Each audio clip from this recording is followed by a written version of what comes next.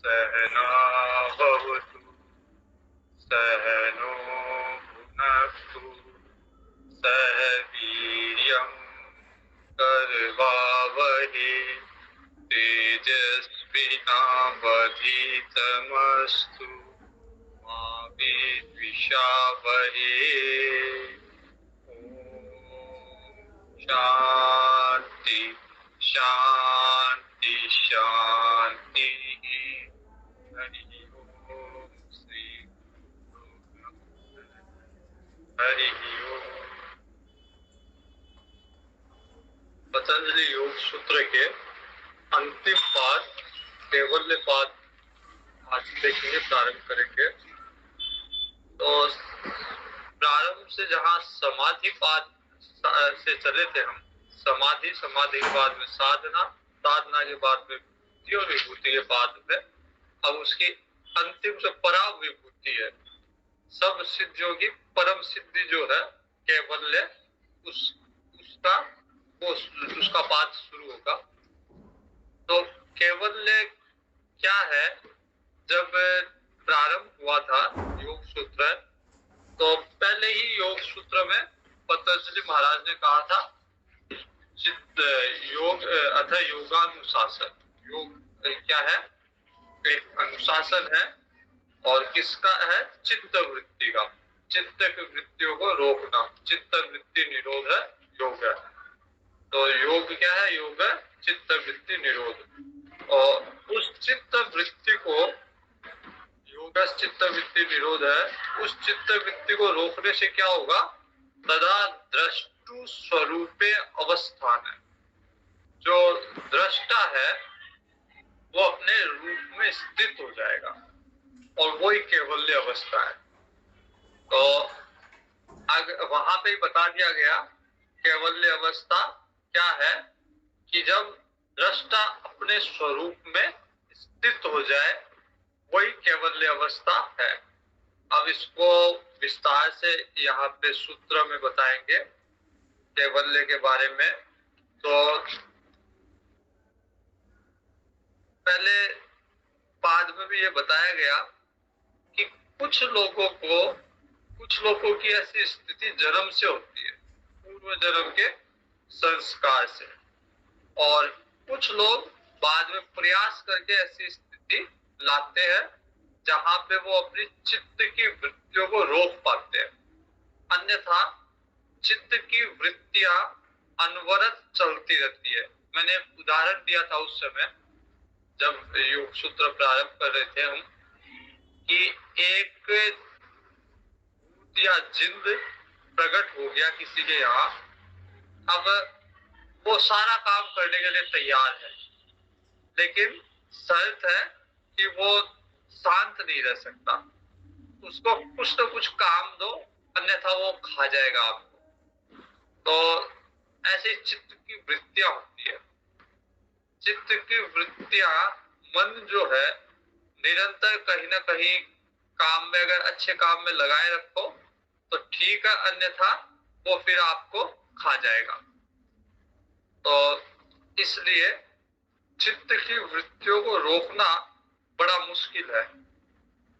इसलिए जब तक वो स्थिति नहीं आती, तब तक किसी न किसी मन को कहीं ना कहीं अच्छे काम में, और कुछ नहीं तो सांसों में लगाए रखो। सांसों के ऊपर नाम जप करो, एक एक सांस, जो सांस आता है जाता है उस पे ध्यान रखो।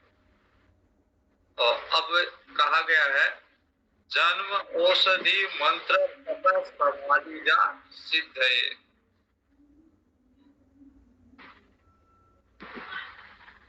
कि किसी को तो ये सिद्धि जन्म से प्राप्त होती है, पूर्व जन्म के संस्कार है, जन्म से प्राप्त हो रही है।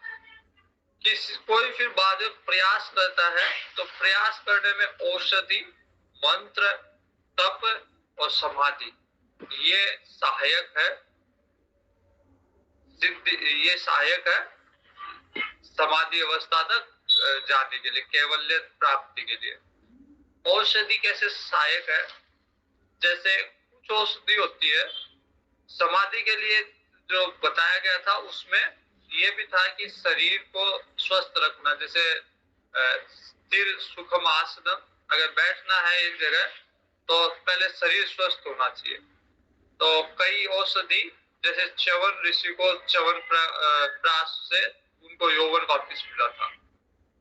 हिमालय में कुछ औषधियां ऐसी होती है जहां अगर आपने उनका सेवन किया तो फिर साधारण बीमारी आप नहीं लगेगी, जो साधारण बीमारी है वो। तो कई लोग क्या है कि सेवन भी नहीं करते, लेकिन अगर आपने उस इलाके में घूम लिया और उन औषधियों की स्पर्श होती हुई हवा भी लग गई तो आप बीमार नहीं पड़ोगे, स्वस्थ रहोगे। तो औषधि स्वस्थ रहने के लिए, शरीर को मन को स्वस्थ रहने के लिए काम आती है, जिससे आप स्थिर सुखम आसन कर सको। कुछ औषधि ध्यान में भी काम आती है। कुछ औषधि होती है जो मेडिटेशन में, ध्यान में भी काम आती है, लेकिन वो उसके साइड इफेक्ट भी होते हैं। इसलिए औषधि को जहां तक पता ना हो, किसी औषधि का इस उद्देश्य से सेवन नहीं करना चाहिए। तो जन्मजा हो गया, औषधि हो गई, और मंत्र। मंत्र मंत्र समाधि के लिए या कैवल्य अवस्था के लिए सबसे सबसे प्रभावी साधन है। क्योंकि मैंने कहा था कि मन को कहीं ना कहीं निरंतर लगाए रखना है, तो मंत्र से मन निरंतर रूप से अपने साधना में लग सकता है। तो औषधि हो गया, मंत्र हो गया, तप। तप के द्वारा तप के द्वारा शरीर और मन को साधा जाता है। तो मन जहां जाना चाहता है उसको वहां नहीं ले जाके, जहां उसको हम ले जाना चाहते हैं, जो साधना करते हैं उसमें लगाना, यही तप है। या साधना के पथ पे आने वाले जो क्लेश है, संकट है, उनको सहन करना, यही तप है। तो औषधि द्वारा, मंत्र द्वारा, तप द्वारा और समाधि द्वारा कैवल्य अवस्था को प्राप्त किया जा सकता है। ये सब सहायक है। ये इनके द्वारा कैवल्य प्राप्त हो ऐसा आवश्यक नहीं है, लेकिन ये सब सहायक है कैवल्य अवस्था को प्राप्त करने के लिए।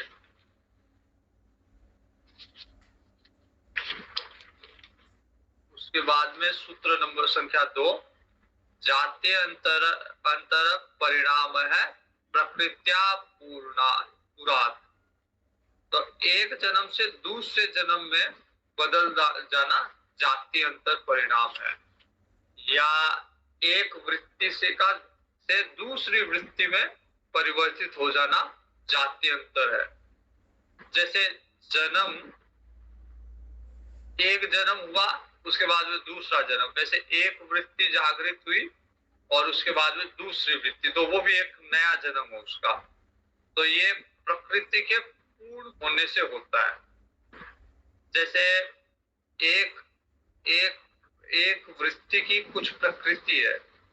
जैसे अभी मैं बहुत सात्विक प्रकृति में हूँ, जब सत्व मेरा खत्म हो जाएगा तो दूसरी वृत्ति जागृत होगी, तो फिर मैं सत्व से तमस में चला जाऊंगा।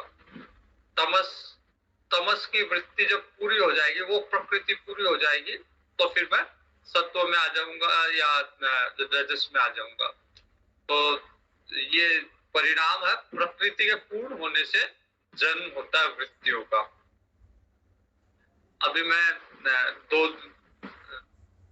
कल जो है यहाँ जेल में वो कर रहा था, गीता के प्रवचन कर रहा था।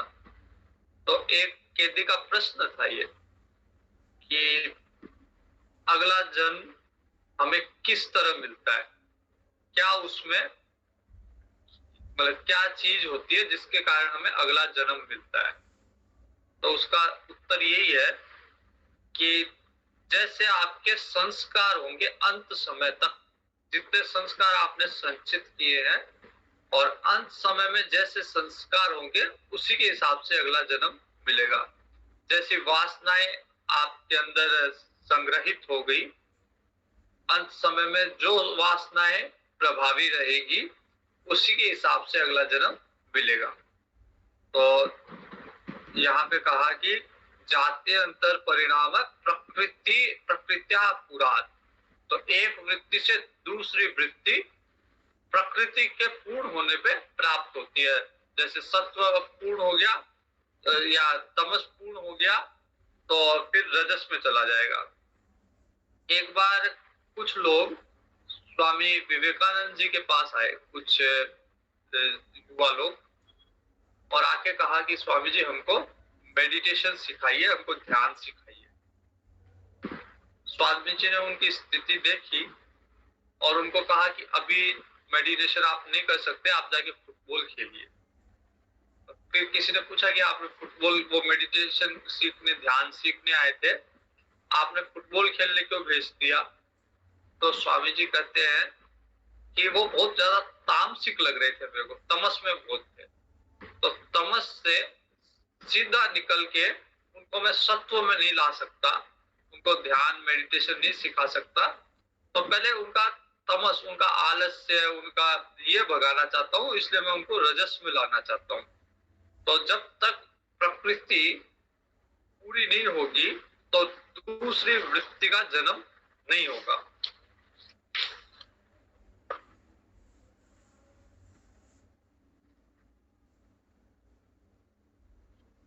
तीसरा सूत्र है निमित्तम अप्रयोजकम प्रकृति नाम वर्ण भेदस्तु तथा क्षेत्रिकवत।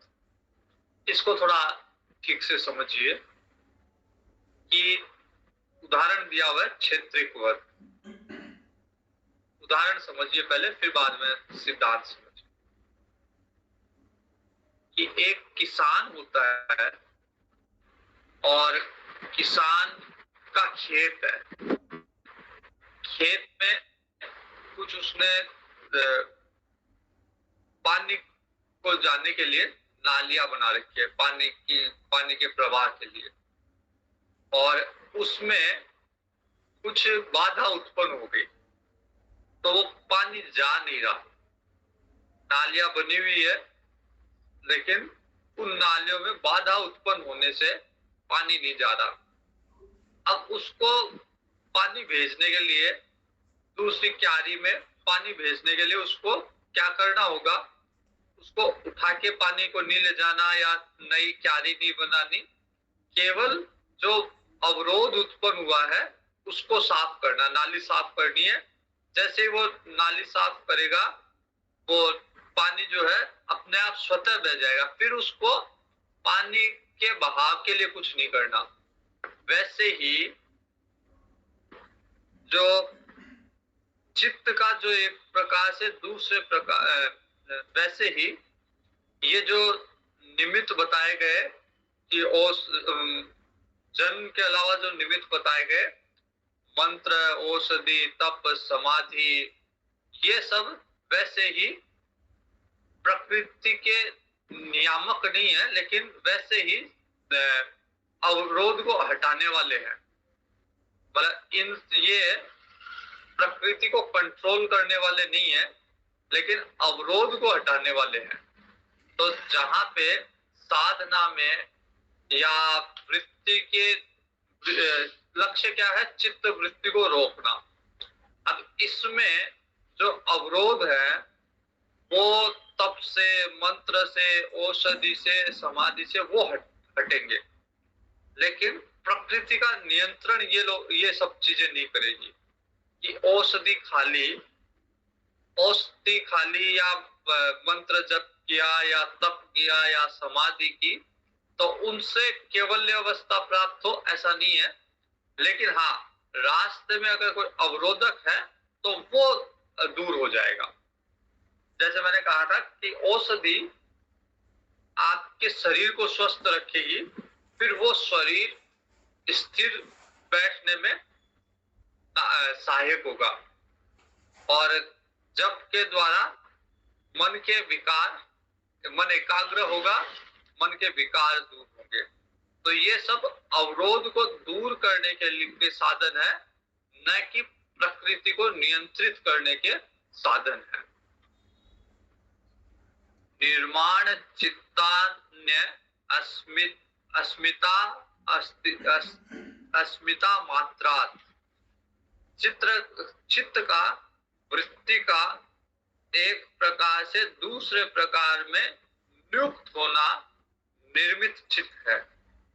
मतलब एक वृत्ति चल रही है, एक विचार चल रहा है, वो विचार एक विचार से निकल के दूसरे विचार गया, तो ये निर्मित चित्त है। अस्मिता मात्रात अस्मिता तक ही है।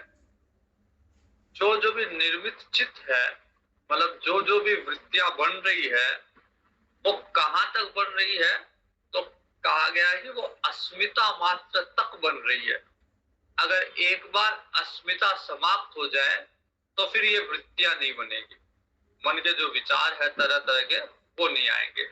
और ये अस्मिता क्या है? अस्मिता जो रामचरितमानस में हमने जड़ चेतन ग्रंथि कही थी, वो ही अस्मिता है।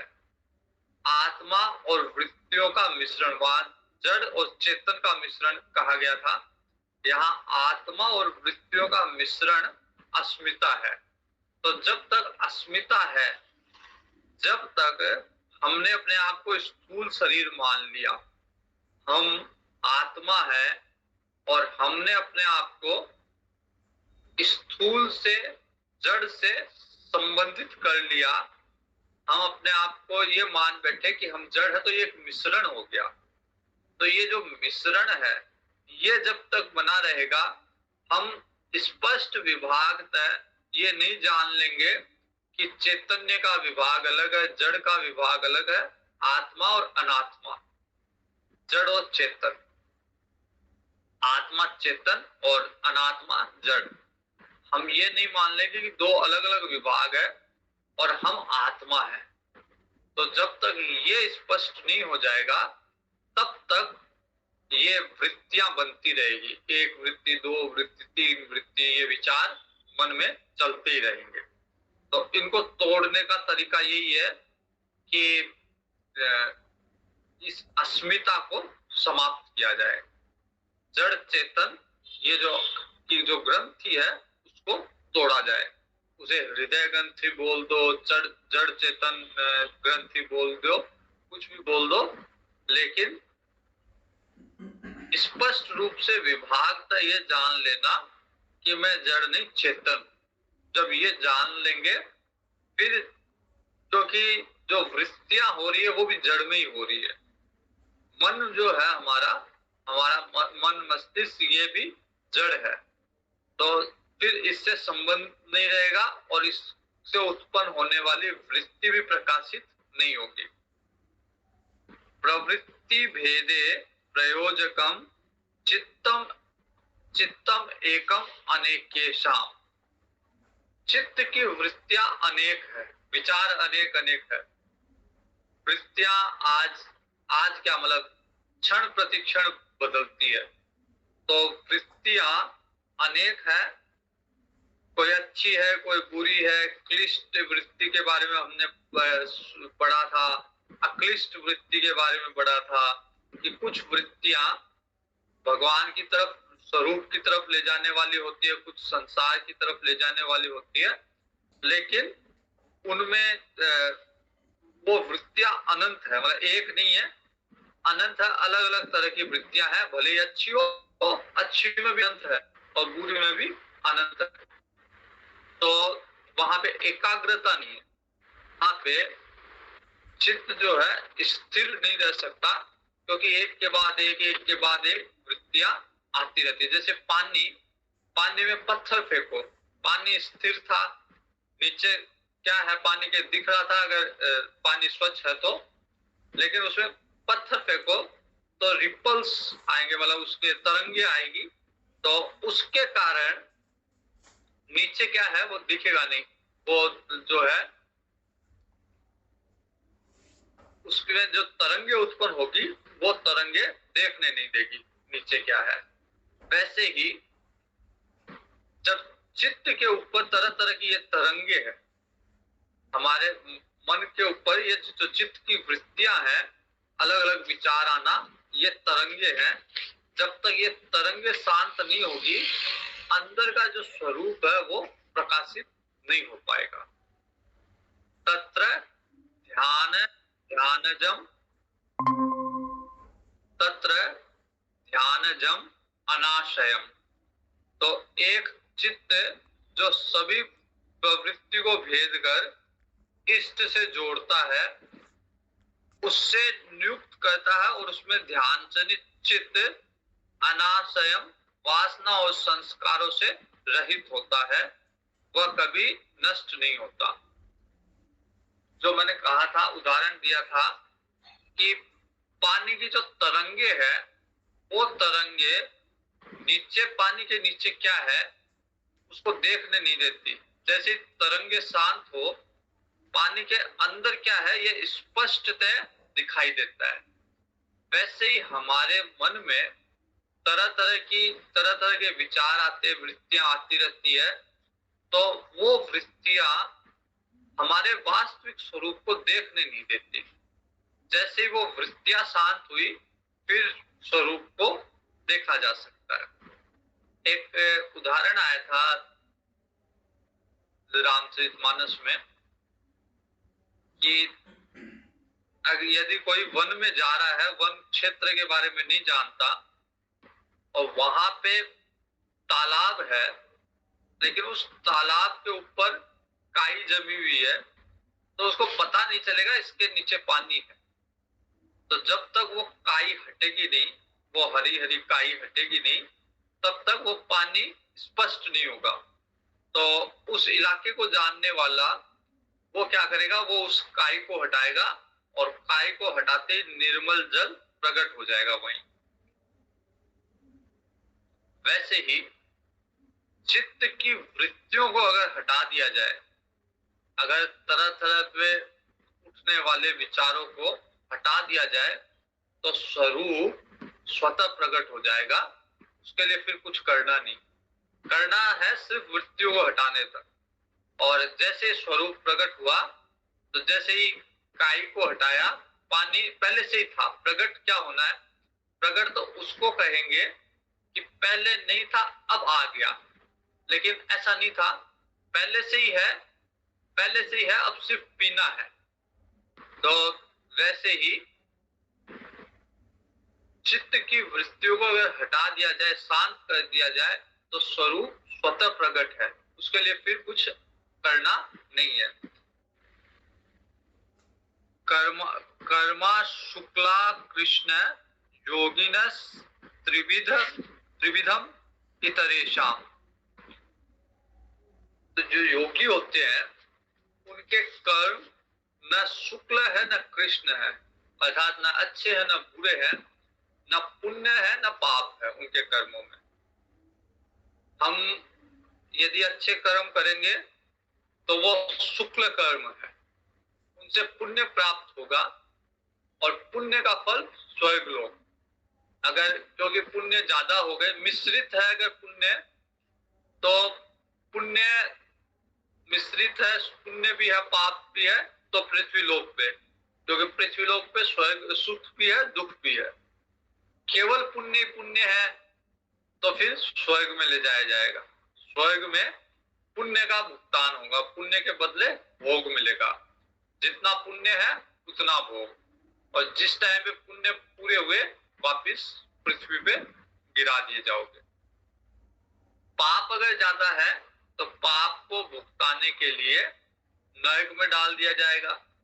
नरक में एक अलग तरह का शरीर दिया जाएगा, यातना शरीर, और उसके अंदर उसमें यातना देके उस पाप का भुगतान करा दिया जाएगा। तो योगी के न पुण्य है न पाप है, न अच्छा है न बुरा है, समता में स्थित है योगी। योगी न शुक्ल है न कृष्ण है, और बाकी जो कर्म कर रहे हैं वो 3 तरह के कर्म कर रहे हैं योगी के अलावा। योगी योगिंस त्रिविधम योगिंस त्रिविधम इतरेषाम। योगी के अतिरिक्त अन्य 3 तरह का है कर्म, या तो अच्छा कर रहे हैं, बुरा कर रहे हैं, या मिश्रित कर रहे हैं। अनिष्टम इष्टम मिश्रम च त्रिविधम कर्मण फलम। कर्म जैसा कर्म करेंगे वैसा उसका फल भी होगा, या तो अच्छा फल पुण्य, बुरा फल पाप, या मिश्रित फल पुण्य और पाप दोनों।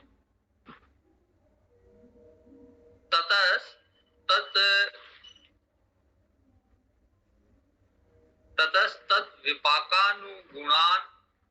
गुणानाम एवाभिव्यक्ति वासनानाम। तो 3 प्रकार के कर्मों से फल भोग के समय अनुकूल वासना की ही अभिव्यक्ति होती है। मतलब जिस तरह का कर्म किया, कर्म फल है, उसके अनुरूप ही वासना विकसित होगी। अगर पुण्य कर्म किए हुए हैं तो अच्छी वासना उत्पन्न होगी, पाप किए हुए हैं तो बुरी वासनाएं उत्पन्न होगी। अर्थात वासना उपयुक्त वातावरण और क्षेत्र पाने पर ही प्रकट होती है। क्योंकि पुण्य अगर किए हुए तो अच्छा वातावरण मिलेगा, और वातावरण के प्रभाव से अच्छी वासनाएं उत्पन्न होगी। तो वातावरण और क्षेत्र के अनुसार वासनाएं प्रकट होती है। क्षेत्र का भी प्रभाव पड़ता है। जैसे मान लीजिए मंदिर में गए, अच्छा क्षेत्र है, तो वहां पे पूरी वासना प्रकट नहीं होती। तो जैसी वासनाएं है, या जैसा वासनाएं उपयुक्त वातावरण और क्षेत्र पाने पर ही प्रकट होती है।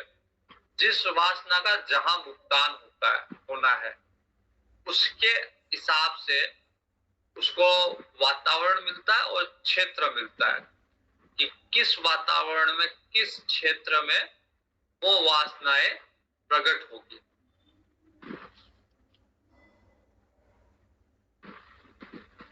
तो जिस समय वासनाओं के प्रकट होने का अवसर होता है, उस समय उसे वैसा ही वातावरण मिल जाता है, वैसा ही क्षेत्र मिल जाता है। तो जो योगी नहीं है वो वातावरण से, क्षेत्र से प्रभावित होता है। योगी लोग बाहर के वातावरण से, क्षेत्र से प्रभावित नहीं होते।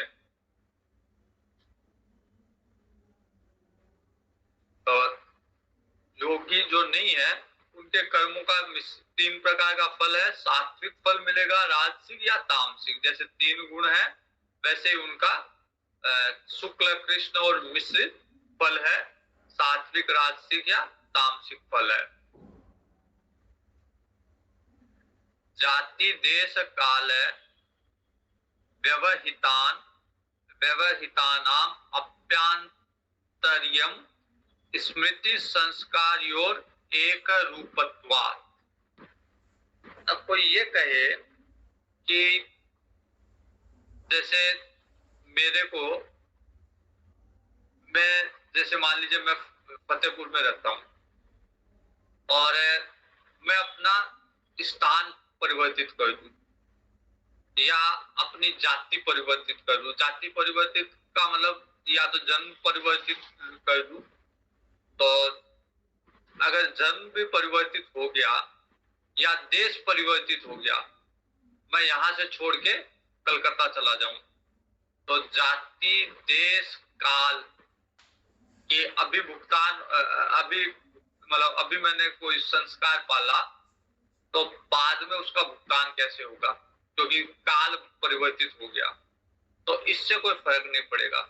जाति देश और काल से संस्कार जो उत्पन्न हो रहा है, संस्कार से जो वासनाएं उत्पन्न हो रही है, उससे फर्क नहीं पड़ेगा, क्योंकि वो वासनाएं स्मृति में है। अगर मैं दूसरा जन्म भी ले लूं तो मेरी स्मृति में वो वासनाएं है। तो वो समय पाके वो वासनाएं प्रकट हो जाएगी। जाति परिवर्तन से भी फर्क नहीं पड़ा, देश परिवर्तन से भी। अब यहाँ से कई लोग अमेरिका चले जाते हैं, लेकिन उनका स्वभाव, उनके संस्कार थोड़ी ना बदलते हैं, संस्कार स्वभाव वैसे ही रहते हैं। जाति, देश और काल, इनका व्यवधान नहीं पड़ता। क्यों नहीं पड़ता? क्योंकि आनंतर्यम है, उसमें व्यवधान नहीं है, आनंतर्यम है। क्योंकि स्मृति और संस्कार दोनों का एक ही स्वरूप है। स्मृति में वही उभरता है जो संस्कारों में होता है। मतलब कोई कुछ करेगा, किसी को वासना, किसी भी चीज की वासना, इच्छा जागृत होगी, इसका मतलब वो उसकी स्मृति में है। और स्मृति ऐसे ही कुछ प्रकट नहीं कर देगी, जो संस्कार है पहले के, उसी के हिसाब से स्मृति में संस्कार आएंगे। तो स्मृति का और संस्कारों का योग है।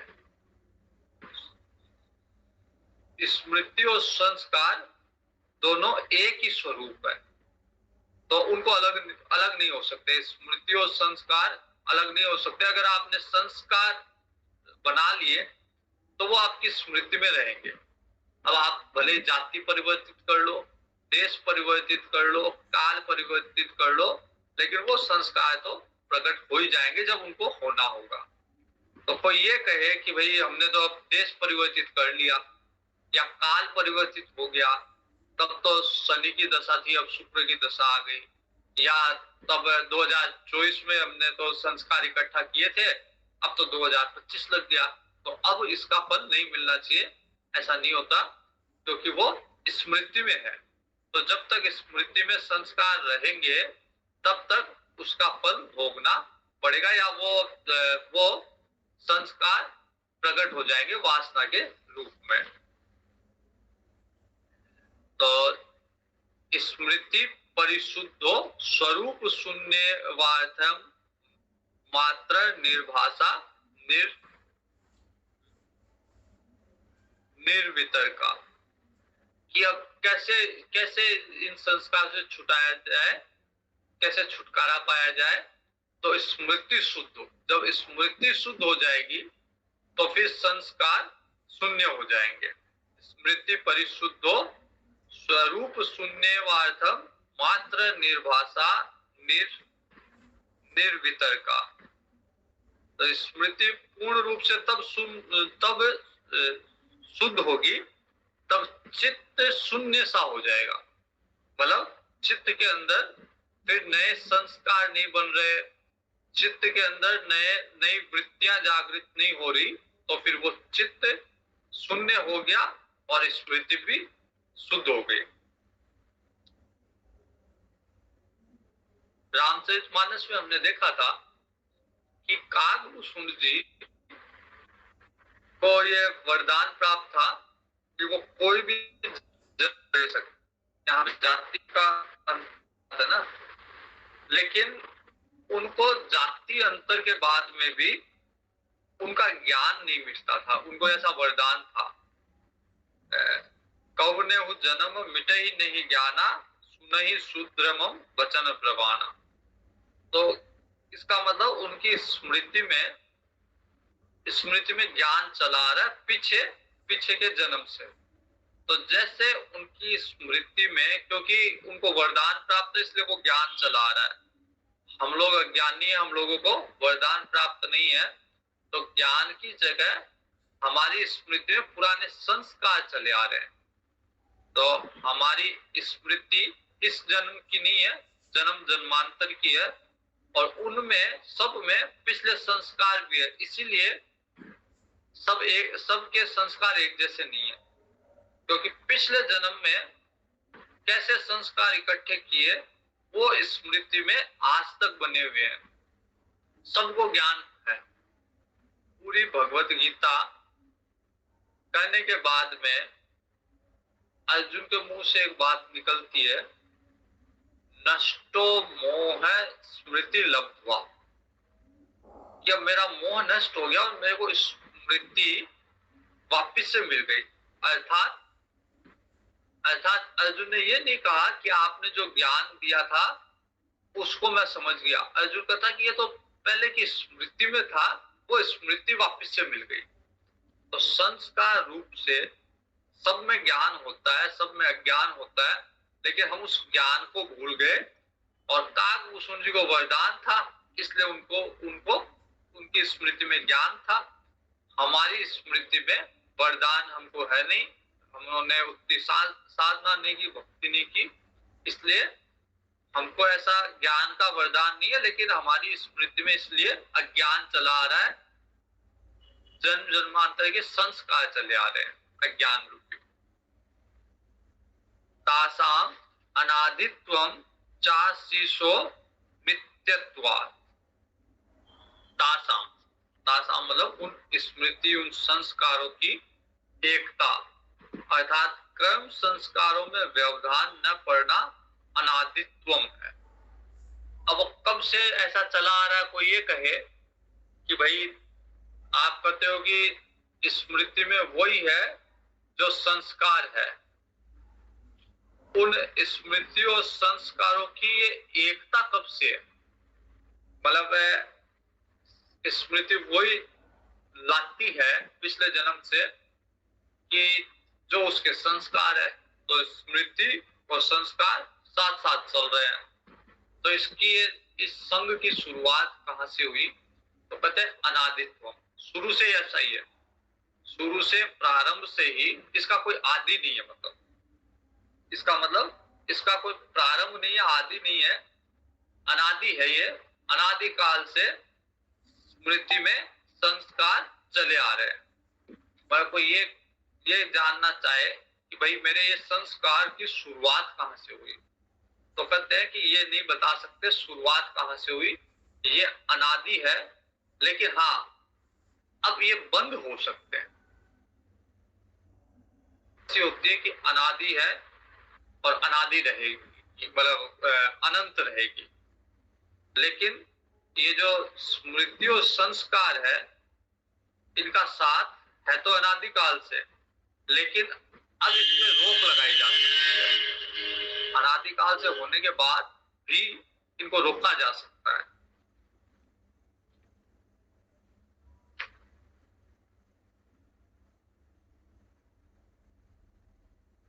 हेतु फलाश्रया लंबने संगृहेतत्वा एषा संगृह्यत्वात् एषाम अभावे तद्भाव है। तो रोक किसी चीज पे कैसे लगाई जा सकती है कि किस कारण से उत्पन्न हो रहा है हेतु, उसका फल क्या है, उसका आश्रय क्या है, उसका आलंबन क्या है। अगर इन चीजों को, किसी चीज को अगर रोकना हो व्यवहारिक रूप से भी, अगर मान लीजिए कोई ऐसा अपना प्रोपेगेंडा कर रहा है, कोई अपनी अफवाहें फैला रहा है, तो उसको अगर रोकना है व्यवहार में, तो पहले क्या देखेंगे कि इसका हेतु, इसकी जड़, इसकी रूट्स क्या है। रूट्स मिलेगी तो इसका इंटेंशन, इसका मोटिव, इसका फ्रूट क्या होगा, इसका फल क्या होगा, और उसका आश्रय क्या है, किस कारण से अफवाह फैल।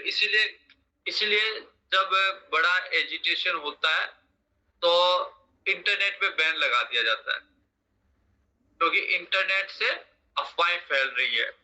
तो वो उसका अवलंबन है, उसका आश्रय क्या है, इंटेंशन क्या है, क्यों फैलाई जा रही है अफवाह, या किसके माध्यम से फैलाई जा रही है, उसका कारण क्या है, कौन फैला रहा है, ये सब, उसका रिजल्ट क्या निकलेगा।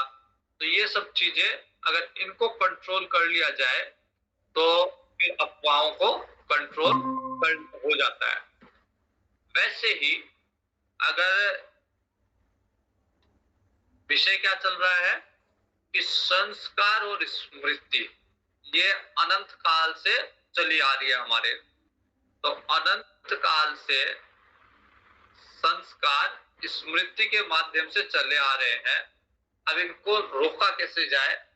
तो रोकने के लिए, जैसे मैंने उदाहरण के लिए कहा कि अगर कोई विरोध होता है, कहीं अफवाह फैलती है, कहीं समाज में कोई टेंशन की बात होती है, तो फिर एक्शन लिया जाता है कि इसको रोका जाए। तो रोकने के लिए क्या क्या किया जाता है?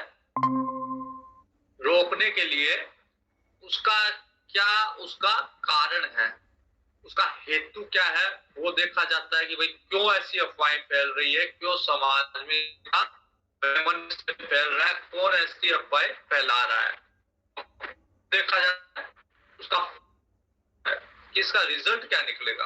अगर कोई ऐसी अफवाह फैला रहा है तो उसका परिणाम क्या निकलेगा, कहीं इससे समाज को हानि तो नहीं होगी। फल देखा जाता है, उसका आश्रय देखा जाता है कि कहां से इसका आश्रय क्या है, इसका इंटेंशन क्या है, ये समाज को तोड़ना चाहता है, ये समाज को, ये अफवाह जो फैलाई जा रही है इसका आश्रय क्या है, किस हेतु से, किस कारण से फैलाई जा रही है, क्या करना चाहते हैं। और उसके बाद में उसका आलंबन, जैसे अगर सोशल मीडिया पे फैलाई जा रही है या प्रिंट मीडिया पे फैलाई जा रही है, तो पहले के जमाने में अखबार को रोक दिया जाता था। अगर कोई ऐसी बात होती थी तो अफवाह, अगर लगता था अफवाह समाज में जाएगी तो अखबार को रोक दिया जाता था। आजकल सोशल मीडिया को रोकने के लिए इंटरनेट पे बैन लगा दिया जाता है। वैसे ही उसी तरह इस संस्कार और स्मृति का जो गठबंधन है, जो स्मृति साथ लाती है संस्कारों को, उसको रोकने के लिए उसका हेतु, उसका फल, उसका आश्रय और उसका आलंबन, इन चारों से संस्कारों का संग्रह होता है। तो जिससे वासना गतिशील होती है। संस्कार उभरेंगे तो वासना गतिशील होगी। वासना दबी हुई है, लेकिन जैसे ही संस्कार उस अनुसार संस्कार आए और वो वासना हमारी गतिशील हो जाती है।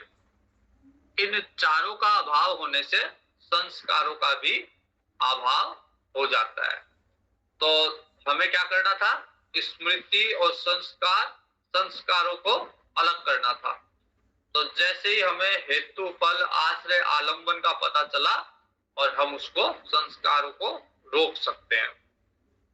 तो यहाँ पे वासना और तत्जनित संस्कारों का कारण क्या है? अब कारण देखना पड़ेगा, क्यों ये संस्कार आ रहे हैं। तो सबसे बड़ा कारण है अविद्या। अविद्या मतलब कि हमने अपने आप को जीव मान लिया, अपने आप को हमने कर्ता मान लिया, अपने आप को हमने ये मान लिया कि मैं ये शरीर हूं। तो जैसे कर्ता भाव आ गया, जैसे ही अपने आप को अहंकार में मान लिया कि मैं ये शरीर हूं, तो ये हमारी अविद्या के कारण। हम ये नहीं जान पा रहे कि मैं आत्मा हूं, मैं चेतन। और जब ये अविद्या का नाश हो जाएगा तो सारे संस्कारों का मूल जो जड़ है, जो रूट कोज है, उसी का अंत हो जाएगा। फिर कोई संस्कार उभरेगा ही नहीं। तो अविद्या क्लेश जो है, उससे होने वाला कर्म और साधना जनित कर्म, उससे कर्म संस्कार या कर्म उससे उत्पन्न होते हैं।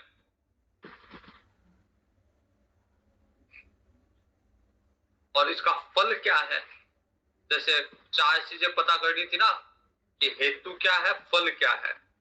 तो एक बार अगर अविद्या आ गई, हमने अपने आप को शरीर मान लिया, अपने आप को संसार का मान लिया, अपने आप को हम भगवान का नहीं मान रहे, तो फिर उसका फल क्या है? उसका फल है पुनरपि जन्म पुनरपि मरणम। बार बार जन्म, बार बार मरण, और एक आयु मिलेगी और उसमें भोग मिलेगा। अच्छा बुरा जो भी हमारे संस्कार के हिसाब से है, भोग, जन्म, मरण, आयु, बस यही चलता रहेगा। ये चलता कैसे है? जैसे अफवाह चलती है इंटरनेट पे या प्रिंट मीडिया में, तो ये संस्कार चलते हैं चित्त में। तो जब तक चित्त रहेगा, चित्त को नहीं रोका जाएगा। जैसे मैंने कहा था, इंटरनेट को रोकना, इंटरनेट को बैन करना, तो यहाँ पे चित्त को जब तक बैन नहीं किया जाएगा, इसीलिए शुरू में कहा गया योग चित्त वृत्ति निरोध है। योग क्या है? इस चित्त की वृत्ति को रोकना ही योग है।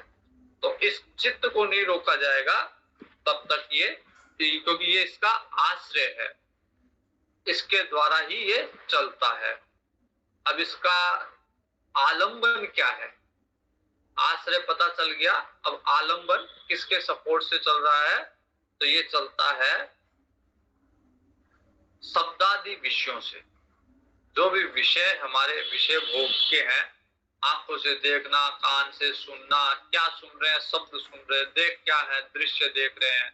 तो शब्द, रस, गंध, ये सब विषय है। ये विषय जो है वो आलंबन है। इन सबको अगर रोका जाए तो फिर संस्कारों को रोका जा सकता है।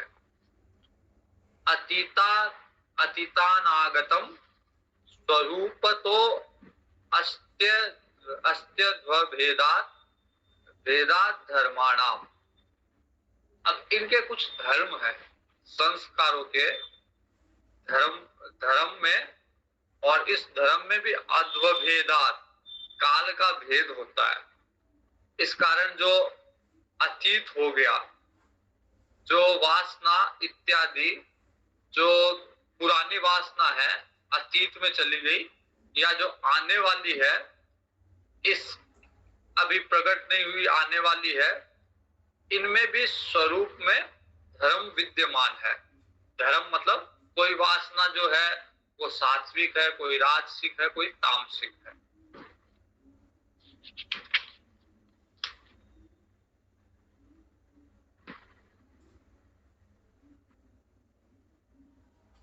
ते व्यक्त सूक्ष्म गुणात्मान है। तो वे धर्म स्थिति में और सूक्ष्म स्थिति में भी गुण स्वरूप है। उन धर्म में गुण है। सारी चीजें हम सत्व रजस तमस नहीं कर सकते। सत्व का भी कुछ धर्म, आगे सत्व के भी अलग अलग संस्कारों, अलग अलग धर्म है, लेकिन उन धर्मों का देखिए तो गुण है सत्व। ऐसे ही कुछ संस्कारों के अलग अलग धर्म हो सकते हैं, लेकिन उनका अगर गुण देखा जाए तो कि कोई सत्व है, कोई रजस है, कोई तमस है।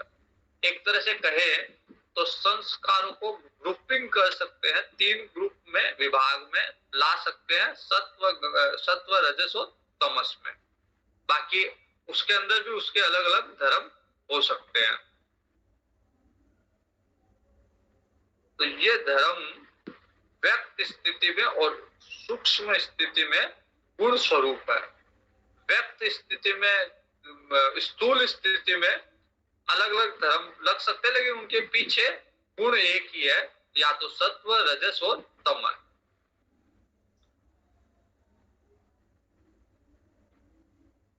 तो जब तक सत्व, रजस, तमस है, उसका प्रभाव रहता है।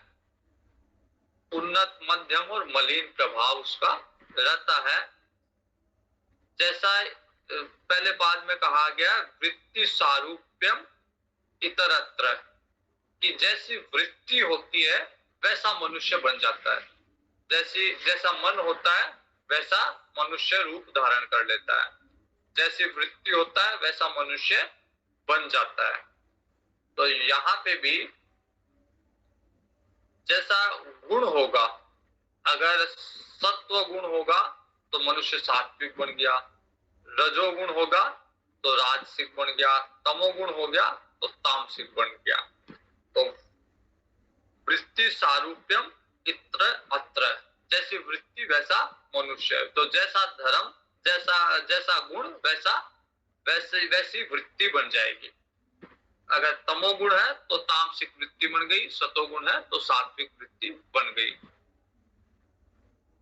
लेकिन अगर तीनों गुणों को समता में स्थापित हो जाए, ये तीनों गुण समता में स्थापित कब हुआ जाएगा? जब ये इन तीनों गुणों से बाहर आ जाए, न तामसिक है, न सात्विक है, न राजसिक है, समता में स्थापित हो गया, तीनों गुणों से बाहर आ गया।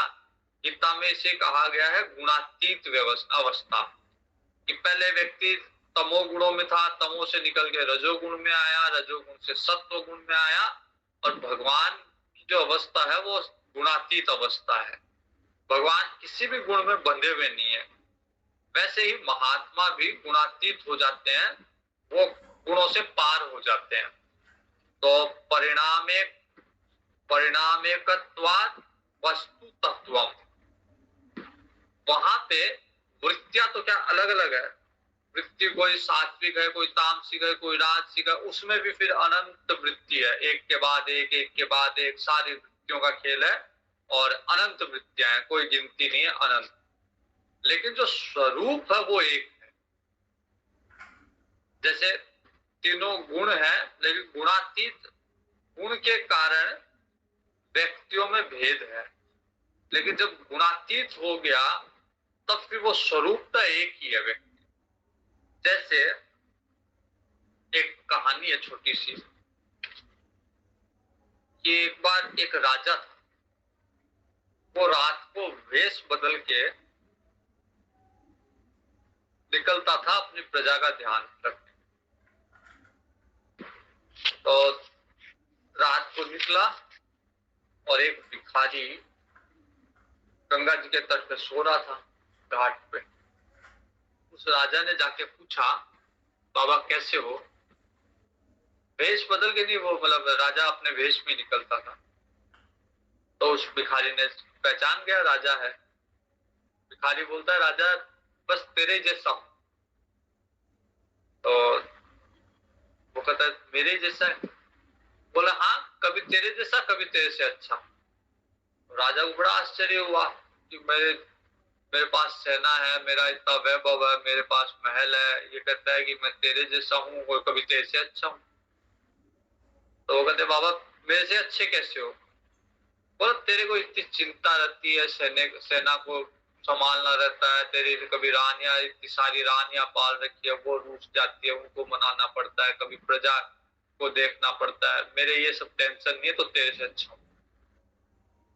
तो राजा बोलता है अच्छा ठीक है बाबा, मेरे से अच्छे ठीक हो, सही है, आप जो बोल रहे हो सही है, लेकिन मेरे जैसे कैसे हो? तो बोले देख राजा,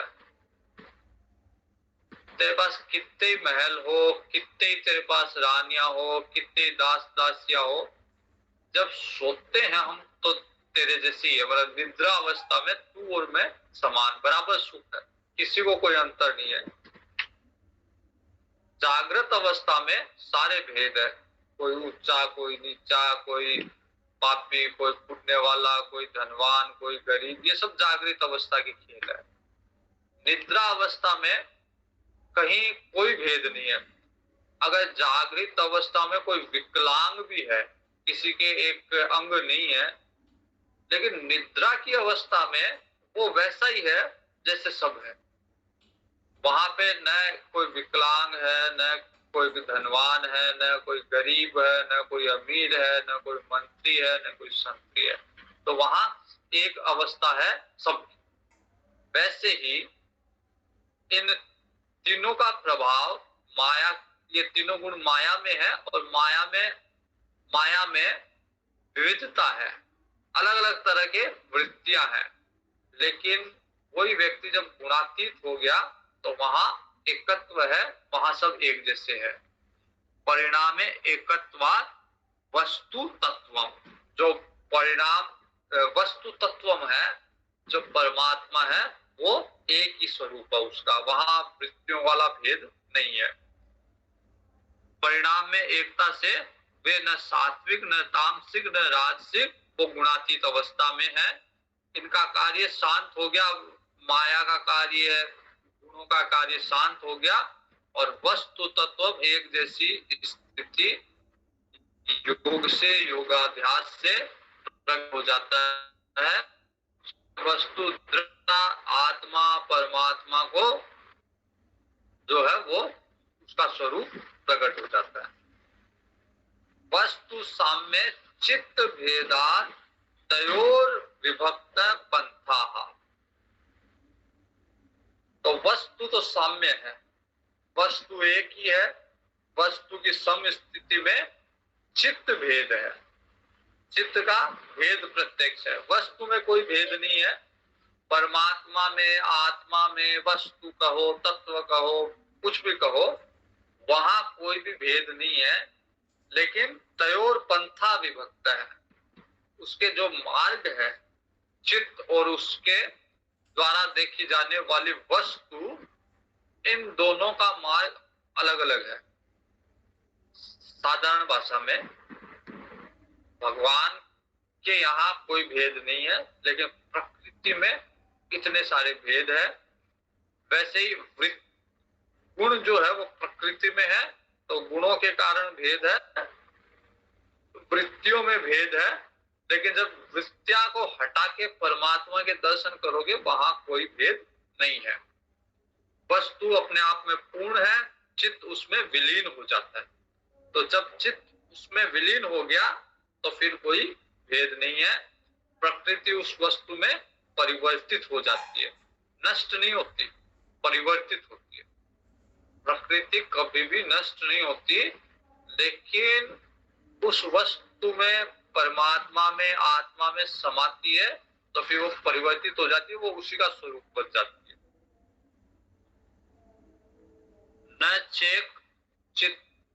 चेत चित्त तंत्रम वस्तु तत्प्रमाणकम तदा किम स्यात्। इसके अतिरिक्त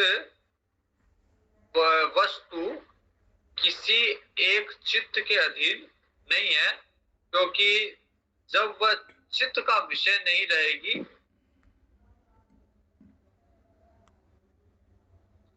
या इसको ऐसे कहें कि भगवान परमात्मा किसी एक चित्त के अधीन नहीं है, क्योंकि जब वह चित्त का विषय नहीं रहेगा उस समय चित्त का क्या उपयोग रह जाता है।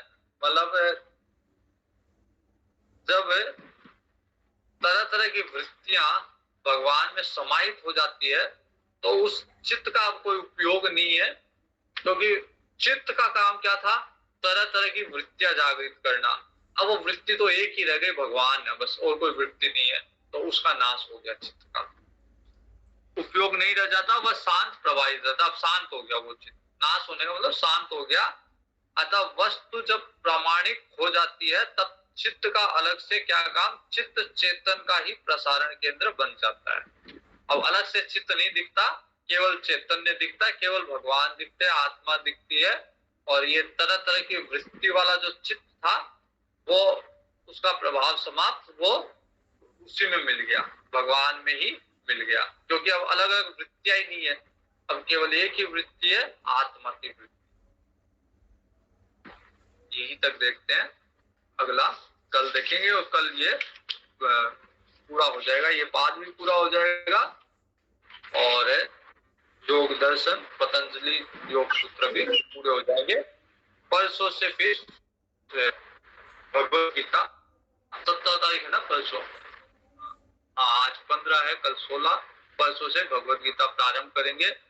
गूगल मीट पे ही करेंगे, लेकिन आईडी दूसरी होगी, तो वो आईडी मैं आपको बाद में दे दूंगा, मैसेज में दे दूंगा, बाकी होगा गूगल मीट पे। चलिए, हरिओम।